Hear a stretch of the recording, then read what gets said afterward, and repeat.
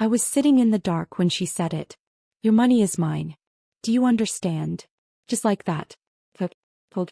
As if she were reminding a child of the rules. Before you scroll, listen to this, because no mother should ever suffer in silence. Watch my story from the beginning, and see how one quiet moment changed everything. For a moment I didn't move. The only light in the room came from the hallway, a thin rectangle spilling across the floor, just enough to show her silhouette standing over me.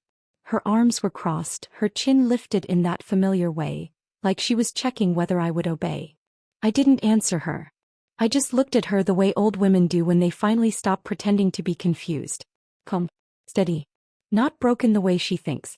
My silence must have irritated her.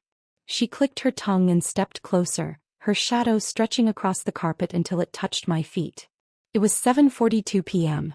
I remember the exact time because the old wall clock was ticking loudly, too loudly for a room with no lights on, and each tick felt like it was marking the moment something inside me shifted. He thought she was in control. She had no idea what was coming. The refrigerator door was still open behind her. I could see the faint outline of the empty racks, the cold light spilling onto the tiles. She'd left it open deliberately, I'm sure. A silent reminder that she hadn't bought groceries again. Not with my pension. Not with the money she withdrew yesterday. $8,000 a month, and she acted as if I was a burden. But I wasn't focused on the empty fridge. What caught my eye was the cabinet door under the sink, slightly ajar.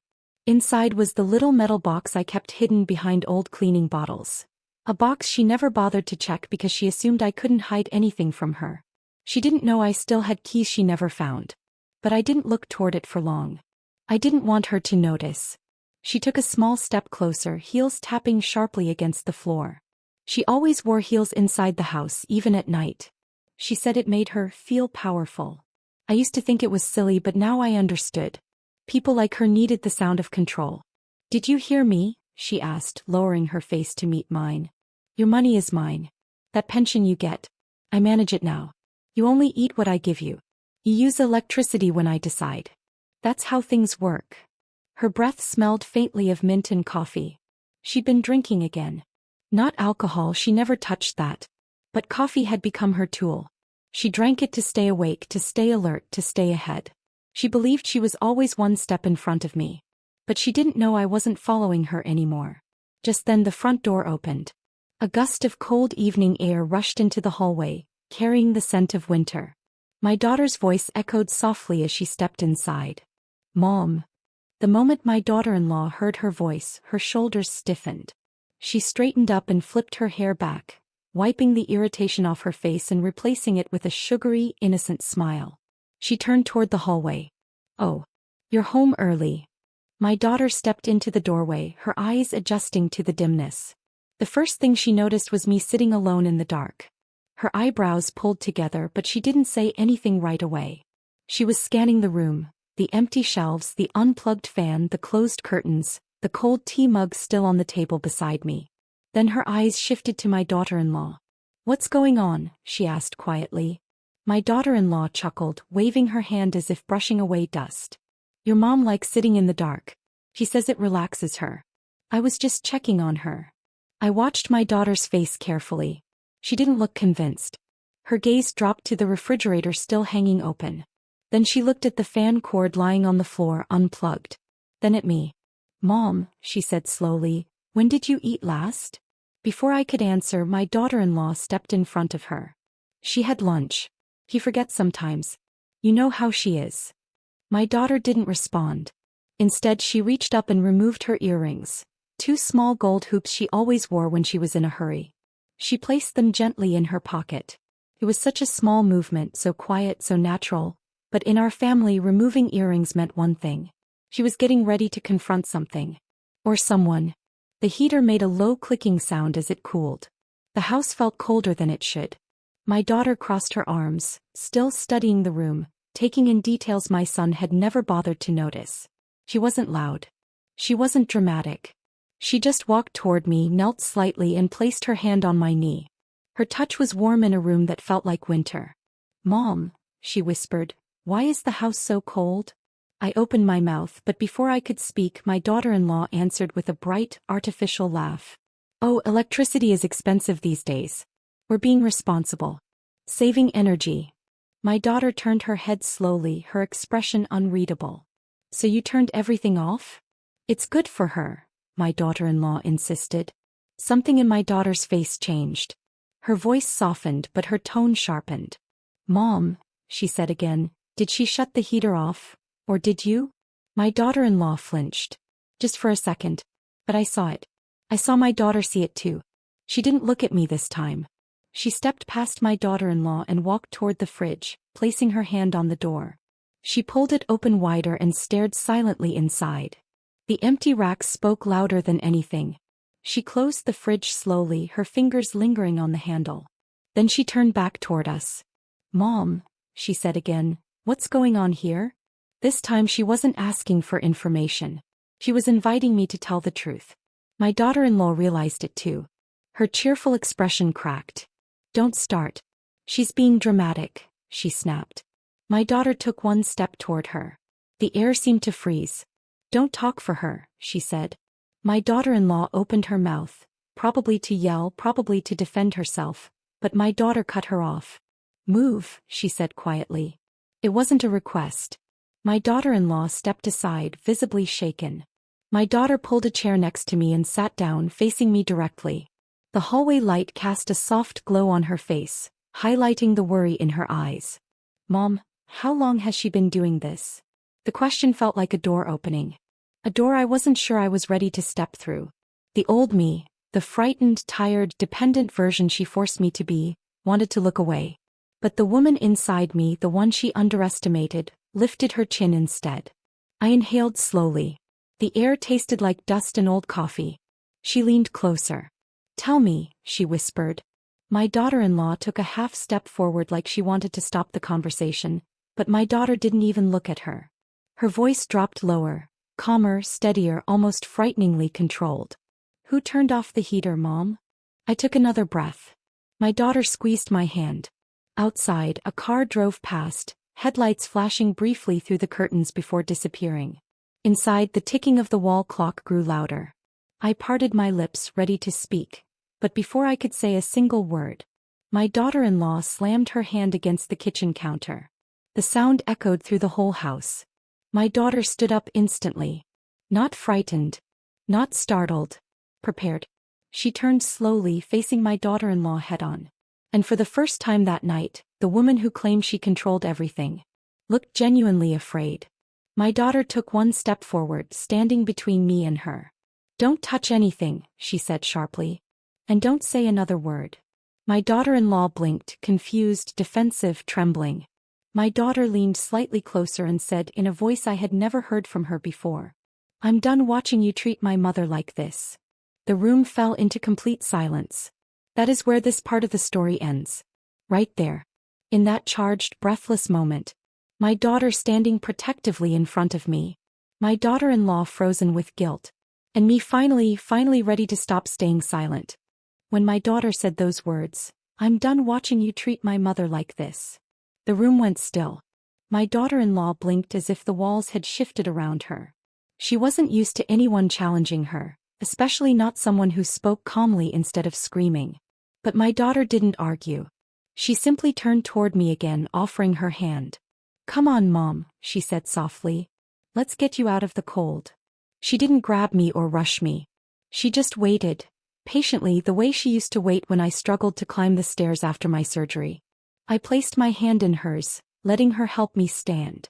My daughter-in-law didn't move. She stood by the counter, her fingers digging into the edge of it like she needed something to hold on to. My daughter didn't acknowledge her. She led me toward the living room, where she pulled the curtains apart and let in the faint glow from the streetlights. The room brightened just enough for me to see her expression clearly. Focused, tense, and determined in a way I hadn't seen since she was fighting for custody years ago. She lowered me onto the couch and kneeled in front of me. Mom, I need you to answer one question, she whispered. And be honest. I swallowed hard. Okay. Did she turn the heater off? My daughter-in-law started to protest behind us. I already told. My daughter lifted a hand without looking at her. Stop talking. My daughter-in-law froze again. My daughter's voice wasn't loud, but it didn't need to be. I took a breath. Yes, I said quietly. She unplugged it.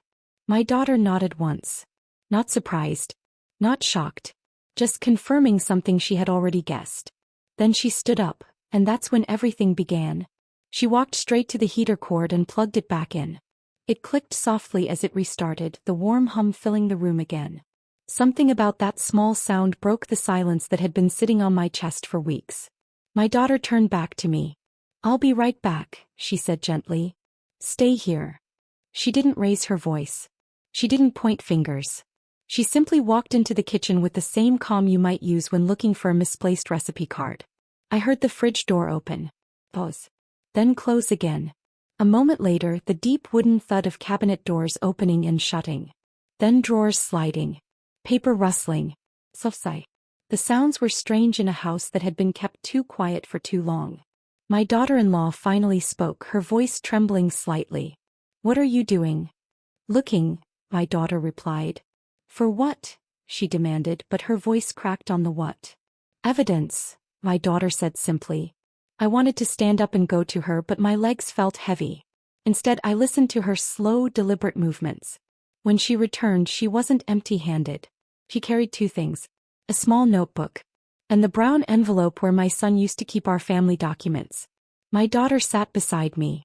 "Mom," she said softly, "I need you to tell me everything that has changed in this house during the last month." She wasn't emotional. She wasn't angry. She was methodical. Like she had switched into a different version of herself. One I had forgotten existed. "I don't remember everything," I whispered. "That's okay," she said. "Just tell me what you do remember." And so I did. Not the whole story. Just small details. The cabinet she put a lock on. The food she rationed into little containers. The pension card that went missing but miraculously appeared in her purse by accident. The time she said we needed to save water, then removed the hot water knob from the bathroom. The day she unplugged the heater for safety. The grocery bags that never arrived even though she claimed she spent hundreds. My daughter wrote everything down. Not rushed. Not dramatic. Just one line after another. I watched my daughter-in-law sinking slowly into the nearest chair, her arms crossing tightly over her chest. Her foot tapped against the floor. Fast, anxious. My daughter rose again. "I'm going to check the pantry," she said. This time I tried to stand. "Let me come with you." "No," she whispered, patting my hand. "You stay warm. I'll look." Her voice trembled a little on the word warm. She walked toward the kitchen again. My daughter-in-law followed her partway, as if she was torn between stopping her or pretending she didn't care. I heard the sound of her trying to explain, "It's not what you think." But my daughter didn't even answer. She opened the pantry door. A long silence.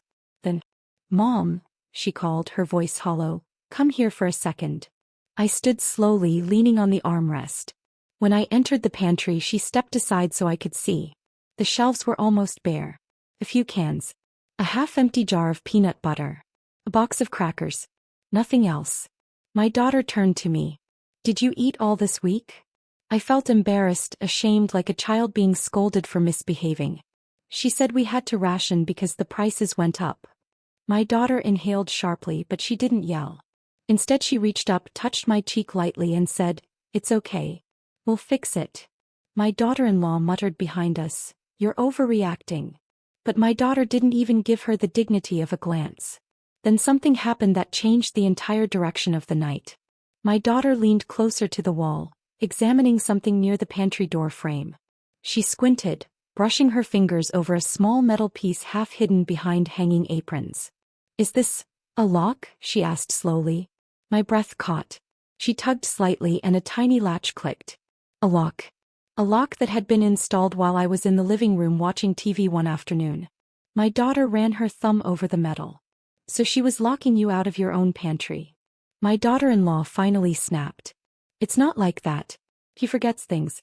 I was trying to keep everything organized." My daughter turned around, her expression unreadable. "You locked food away from her?" "It's not what you think." "What do I think?" my daughter asked, stepping closer. "Tell me." My daughter-in-law opened and closed her mouth, searching for the right lie but not finding one. My daughter walked past her without a word, returning to the living room. She took out her phone, unlocked it, and opened the voice recorder. She set it on the table, pressed record, and said calmly, "Mom, please tell me what she just said." My heart raced. My mouth felt dry. But I spoke.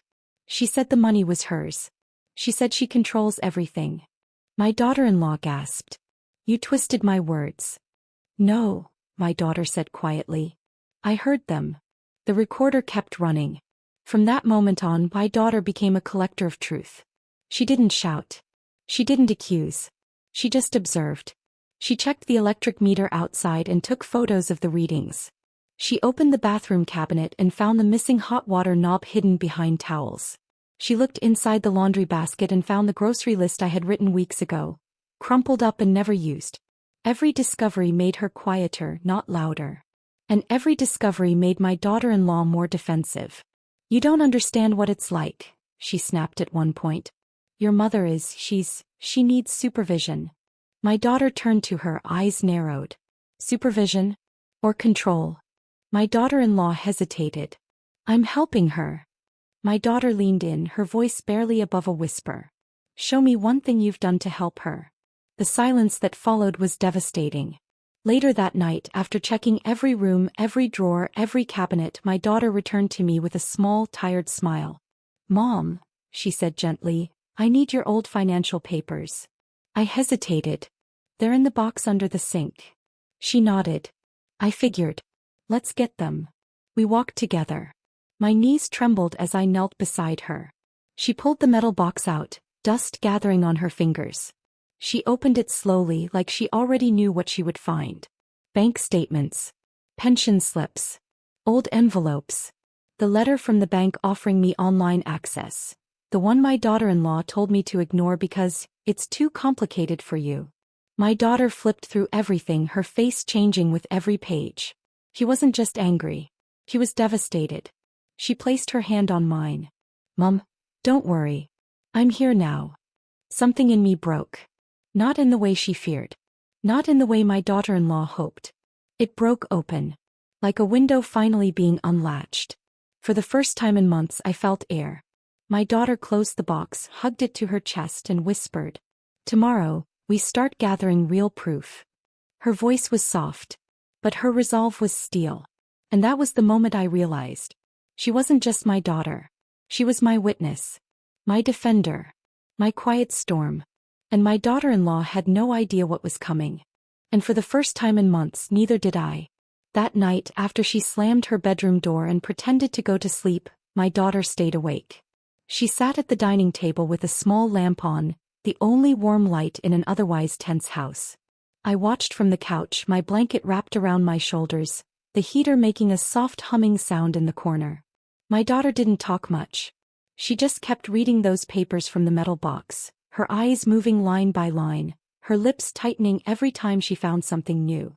She wasn't angry the way young people get angry. Her anger was slow, controlled, steady, a kind of quiet fire that could burn through steel if left alone long enough. I wanted to ask what she was planning, but something inside me told me not to interrupt. She needed to think. She needed to see everything clearly. And she did. When the clock hit 2:17 a.m., she finally closed the notebook and stood up. "Mom," she whispered, "go to bed. I'll handle the rest." I opened my mouth to argue, but she shook her head gently. "I'll be okay. Just trust me." So I did. I went to my room, but sleep never came. I lay with my eyes open, watching thin strips of moonlight shifting across the ceiling.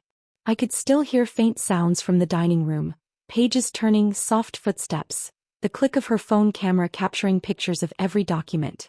And then, just as I finally closed my eyes, another sound reached me. A small scraping. Like something being placed behind the flower pot in the hallway. I didn't know it then, but that was the moment she installed the tiny camera. Quietly. Patiently. As if she had done it 100 times before. Morning arrived with a thin gray light creeping through the curtains. My daughter walked into my room carrying a cup of warm tea. Real tea with sugar, not the watered-down version my daughter-in-law used to hand me. "You need strength today," she said softly. Her voice had changed overnight. Plumber. But somehow heavier. As I sipped the tea, she stood by my dresser, running her fingers gently over the old family photo frame. "Mom," she said, her eyes fixed on the picture. I want you to pretend everything is normal today. My stomach tightened. Why? She turned to face me. Because she's going to slip up. And I need her to. Before I could respond, footsteps echoed from the hallway. Loud. Irritated. My daughter-in-law appeared in the doorway, her hair messy, eyes still puffy from sleep. You two were up all night? She demanded. My daughter didn't look at her. Good morning. My daughter-in-law scoffed. No, it's not a good morning. The Wi-Fi isn't working. I think your mom messed with something. It was always my fault when something went wrong. Always. But my daughter didn't react. She simply brushed past her and walked toward the kitchen. I followed, moving slowly. And that was when it happened, the first sign that the camera was going to pay off. When we entered the kitchen, my daughter-in-law was already rummaging through my purse on the counter, her hands moving quickly, aggressively. She didn't check to see if she was being watched. She just grabbed. My daughter stepped forward. What are you doing? Looking for the pension card, she snapped, not even pretending anymore. It's the first. I need to withdraw money. My daughter's voice stayed dangerously quiet. Let me see the card. It's not here, she said, digging deeper. She probably hid it. There was. The sentence my daughter was waiting for. She didn't argue. She didn't ask more questions. She simply lifted her phone and pressed a button. The small red light blinked on. She was recording audio. Why would she hide it? My daughter asked calmly. Because she does stupid things, my daughter-in-law muttered. You know how old people get. My daughter pressed her lips together, but she didn't defend me. She wanted the truth to come out freely. My daughter-in-law threw my purse back on the counter, irritated. If you want groceries for the week, I'm taking the money. I decide what she needs. Not you. She walked away without another word.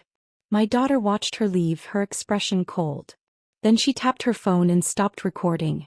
She just gave me exactly what I needed, she whispered. But the moment that changed everything didn't happen in the kitchen.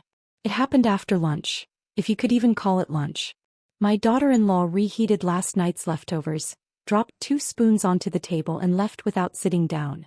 My daughter hardly touched her food. She kept glancing toward the hallway where the camera was hidden. Mom, she whispered, don't look at the flower pot. Just act normal. I nodded. Every sound in the house felt louder than usual. The refrigerator hummed. The heater clicked. The ceiling fan made a faint rattling noise. Even the wind against the windows sounded sharper. And then, footsteps. Fast. Heavy. Determined. My daughter-in-law stormed toward the living room. Move, she snapped, grabbing the back of my chair and yanking it a few inches. What is this? Why is the heater on again? My daughter stood up instantly. She was cold. I don't care, my daughter-in-law hissed. Electricity is expensive. You two don't listen. My daughter walked between us slowly, placing her body like a shield. Don't touch her chair again. My daughter-in-law's voice rose. You're not in charge here. My daughter's eyes flicked, just briefly, toward the flower pot. And I realized what she was waiting for. A moment. A single moment. Something undeniable. And then it came. My daughter-in-law grabbed my arm. Hard. Harder than she ever had in front of someone else. She leaned close to my face, her voice vicious and low. Your money is mine. Stop making this difficult. The words. The grip. The hate. And all of it caught by the tiny camera watching from the hallway. I heard the soft hum of it recording. I felt my daughter inhale sharply beside me. I felt my heart pounding against my ribs. My daughter didn't yell. She didn't pull her off me. She just spoke one single line with absolute clarity. Let go of my mother. My daughter-in-law froze. Not because of the words, but because she knew the camera was there. She must have seen the faint reflection of its lens in the mirror by the hallway. Her hand loosened immediately. My daughter stepped forward and gently pulled my arm toward her. Are you okay? Yes, I whispered. I'm okay. But I wasn't. My arm throbbed. My chest tightened. My throat felt like it was closing. My daughter kept her hand on mine until my breathing steadied. Then she turned toward the camera, just slightly, almost unnoticeably, and said in a calm, steady voice, Mom, sit down. I'll handle this. That one sentence, aimed at me, was really meant for the camera. Proof. Evidence. Context. everything she needed. 10 minutes later, after pretending she was going out for a walk, my daughter went to the bathroom and locked the door. I heard the tiny click of her phone connecting to the camera feed. A soft gasp escaped her. She came out a few minutes later, her face pale, her jaw tightly clenched. My daughter-in-law noticed. What? My daughter wiped her eyes. Nothing. But her trembling hand said everything. She had seen the footage. She had watched every frame, every shove, every insult, every threat. She knew finally with absolute certainty what I had been living with. She didn't confront my daughter-in-law. Not yet. She just walked over to me, pressed a soft kiss on my forehead and whispered, "Mom, we have everything now. Everything. Not just suspicion. Not just anger. Not just stories. Real proof. Cold, clear, undeniable." And my daughter-in-law still didn't know just how much she had given us. And in that strange, heavy quiet that followed, I realized my daughter wasn't just collecting proof anymore. She was preparing for war. She walked toward me slowly, her hand still trembling from what she'd seen on the camera. She didn't hide it the way younger people do when they're trying to seem strong. She let the fear and anger show raw and honest. "Mom," she whispered, kneeling beside me, "we need to leave the house for a few hours." I blinked. Why? Because I'm not letting her rewrite what happened when she realizes the camera caught everything. Before I could respond, footsteps sounded from the hallway. Heavy, impatient. My daughter-in-law entered the living room with her arms crossed, her face tight with irritation. "Where are you two going?" she demanded. My daughter straightened slowly. "Out." "For what?" My daughter didn't blink. "Groceries." "That's ridiculous," my daughter-in-law snapped. "I'll go myself." "No," my daughter said, her voice steady. "We're going." I watched the two of them face each other.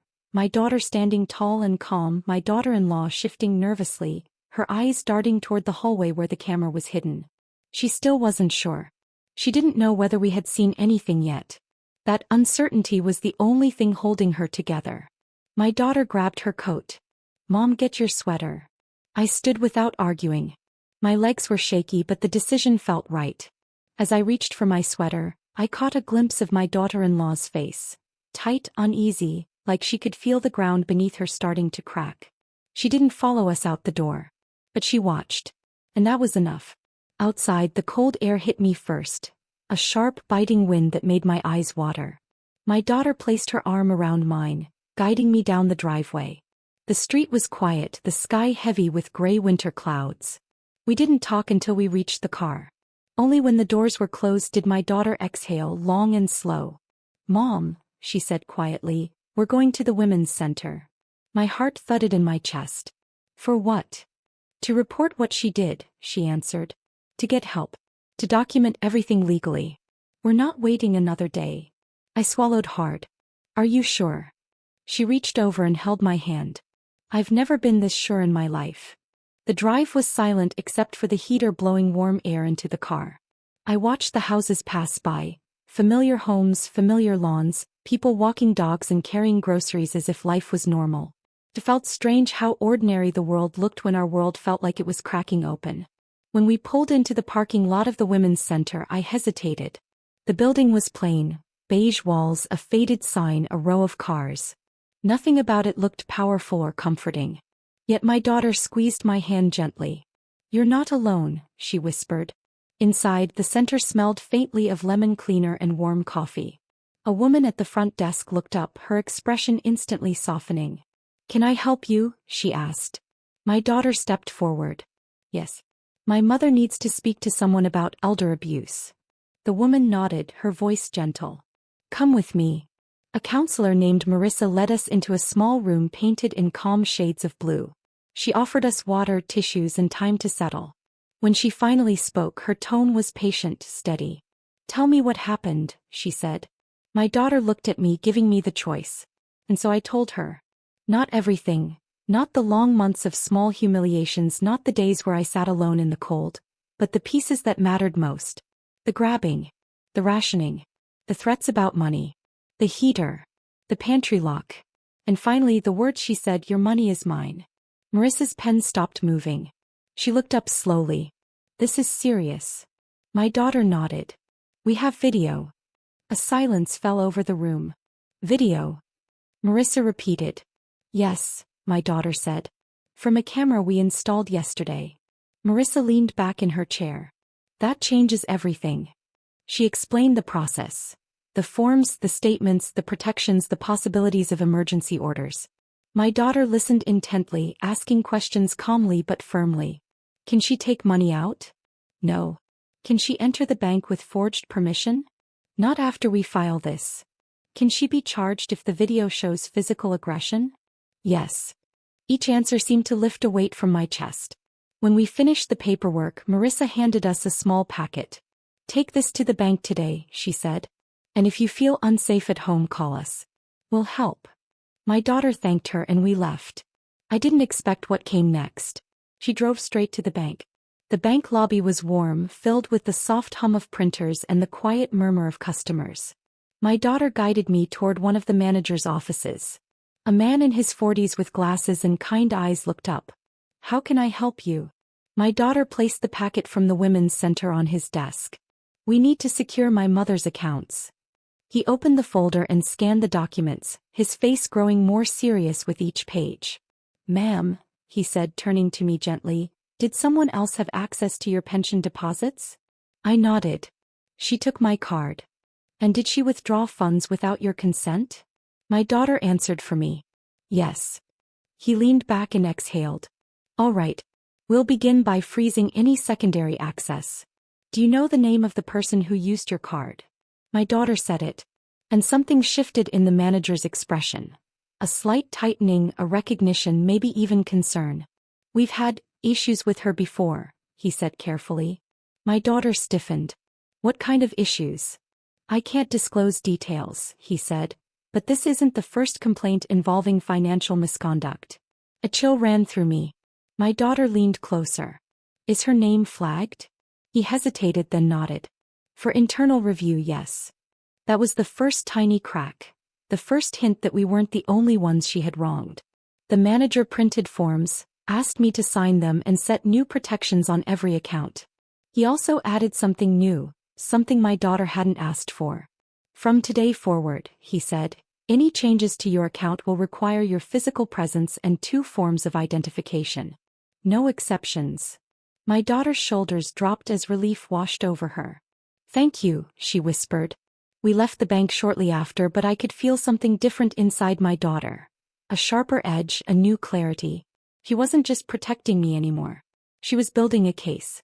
On the drive home, she tapped her fingers on the steering wheel. Mom, she said quietly, when we get back, I need you to stay close to me. Don't be alone in any room. I swallowed. Why? Because she's going to know something is wrong. And when she knows. She paused, choosing her words carefully. She won't react calmly. I gripped my purse tighter. Do we tell her anything? She shook her head. Not yet. Let her think everything is normal until the papers arrive. Papers. That word lingered in the air like a promise. When we pulled into the driveway, the curtains in the living room shifted slightly, just enough to show she had been watching for us. My daughter's jaw tensed. Stay behind me. We walked inside. The house felt darker than it had in the morning, even with the lights on. My daughter-in-law sat on the couch, arms crossed, a forced smile on her face. Long trip, she said. My daughter didn't answer. I sat beside her, trying to steady my breathing. My daughter-in-law's eyes darted between us, searching our faces for clues. Where did you 2 go? She asked casually. My daughter placed her purse on the table with slow precision. Errands. What kind of errands? She pressed. My daughter removed her coat. The kind that don't involve you. My daughter-in-law's smile faltered. A small crack. A small win. But enough to rattle her. The rest of the afternoon passed in tense silence. I pretended to watch TV. My daughter pretended to scroll through her phone. My daughter-in-law pretended nothing was wrong. None of us believed our own performances. Then evening came. And with it, the envelope. A pale beige envelope slid through the mail slot and landed on the hardwood floor. It made the softest sound, but all 3 of us turned our heads at the same time. My daughter-in-law jumped up. I'll get it. My daughter stood faster. No. I'll get it. My daughter-in-law froze halfway across the room. My daughter picked up the envelope, turned it over, and saw the sender's logo. The lawyer's office. Her fingers tightened around it. My daughter-in-law's voice cracked. What is that? My daughter looked at her. Prepared. A notice, she said softly. Just a notice. She didn't open it. Not yet. But she didn't need to. My daughter-in-law's face lost all color. Her knees seemed to weaken. She sank back onto the couch like her bones had turned to water. He knew. He finally knew. The storm had started. And she was standing in the center of it. My daughter-in-law's face drained of all color the moment she saw the lawyer's logo on the envelope. She didn't need it opened. She didn't need details. She knew, deep inside her chest, that whatever power she'd been clinging to was about to be ripped from her hands. She sank back onto the couch, staring at the envelope as if it were ticking. I could hear her breathing, shallow, uneven, panicked. My daughter slipped the envelope into her purse without breaking eye contact. It's nothing urgent, she said softly. We'll open it later. Her calmness terrified my daughter-in-law more than anger ever could. She stood abruptly. I didn't do anything wrong, she blurted out. You're both twisting this. You're making me look. My daughter lifted a single hand. Sit. Something in her tone made even me sit straighter. My daughter-in-law lowered herself again, knees trembling. She opened her mouth to speak, but no sound came out this time. My daughter pulled out her phone and placed it on the table. Not recording, not threatening, just a simple reminder of the evidence she had. The room felt small. Heavy. The heater hummed softly behind us, warming the space that had so often felt cold under her control. Mom, she said, turning to me, today is the day we finish this. I felt my throat tighten. Not out of fear, but out of a strange, overwhelming relief. I nodded. Yes. It is. We didn't open the envelope immediately. My daughter led me to my room to grab my ID and a sweater. As I buttoned it, my hands trembled slightly. Are you sure you're ready? She asked. I took a steady breath. I've been ready for months. When we walked back into the living room, my daughter-in-law was standing, arms wrapped around herself, like she was cold even though the heater was running. She tried to speak again. Please, listen. Your mother misunderstands things sometimes. She mixes things up. I've only ever. My daughter stepped closer. Don't talk about my mother like she's not in the room. My daughter-in-law's mouth snapped shut. I felt years of small humiliations gathering inside my chest, rising like a tide. But instead of anger, all I felt was clarity. I walked past her without another glance. We headed to the car. My daughter-in-law followed us to the doorway but didn't step outside. She called after us, her voice cracking, "You can't just take her." My daughter didn't turn around. Watch us. The drive to the lawyer's office was painfully quiet. I could see my daughter gripping the steering wheel a little too tightly. The envelope rested between us like a final stone in a long path we'd been walking. When we arrived, the receptionist guided us into a private room. The lawyer joined us a few minutes later, a dignified man with calm eyes and a reassuring presence. I reviewed your case last night, he said, seating himself across from us. And I have to say, the evidence is substantial. My daughter nodded. We brought more. She handed him a small USB. The video. The lawyer inserted it into his laptop. He didn't show the footage to us. I was grateful for that, but he watched it carefully. His expression changed slightly as the video played. A tightening around the mouth. A slight lift of the eyebrows. When it ended, he closed the laptop gently. This, he said, is enough for immediate action. My chest loosened. My daughter leaned forward. What comes next? He explained everything with deliberate clarity. Protective orders. Financial restrictions. An investigation into unauthorized transactions. Bank cooperation. Court dates. Official notices. But one sentence stood out among all the rest. She will legally lose all access to your mother's finances within 24 hours. The words washed over me like warm water. 24 hours. After months of being controlled, rationed, insulted, everything was finally shifting. My daughter squeezed my hand. Thank you. The lawyer nodded. Just stay calm when the papers are delivered. These situations can get emotional. My daughter exhaled through her nose. We're past emotional. I wasn't sure whether she meant herself or me. Maybe both. When we arrived home, a white sedan was already waiting across the street. The official courier. My daughter swallowed hard. "It's time," she whispered. My daughter-in-law opened the door before we reached it, her eyes red, mascara smudged. She must have been crying. Or panicking. Or both. "What's going on?" she demanded. "Who sent that car? What did you do?" My daughter pushed past her, moving into the living room. "Sit down."